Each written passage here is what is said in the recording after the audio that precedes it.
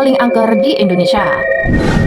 Yang pertama, hutan Alas Roban. Alas Roban dikenal dengan kisah-kisah mistis yang menyelimutinya sejak zaman penjajahan Belanda. Warga setempat percaya bahwa hutan ini adalah rumah bagi makhluk-makhluk gaib seperti wewe gombel dan buto ijo. Banyak pengendara yang melintas di jalan yang membelah hutan ini. Mereka mengalami mulai dari penampakan makhluk astral hingga tersesat. Dulunya, hutan ini juga dijadikan tempat pembuangan mayat. Yang kedua, hutan Alas Purwo. Alas Purwo terkenal dengan berbagai cerita horor yang menyeramkan. Salah satu kisah yang paling menakutkan adalah hilangnya orang-orang yang masuk ke hutan itu tanpa pernah kembali. Jika ada yang berhasil keluar, mereka dipercaya akan mengalami musibah. Yang ketiga, hutan Sungai Bening. Ada sebuah cerita seseorang warga hilang selama 5 hari. Pencarian yang dilakukan keluarganya tidak membuahkan hasil. Namun, orang yang hilang tersebut tiba-tiba kembali dengan cerita aneh. Ia mengaku melihat orang-orang yang mencarinya di hutan, namun mereka tidak menyadari keberadaannya. Pengalaman ini menambah misteri dan kesan angker pada hutan Sungai Bening. Yang keempat, hutan Halimun Salak. Hutan ini dikenal sebagai saksi bisu dari beberapa kecelakaan pesawat,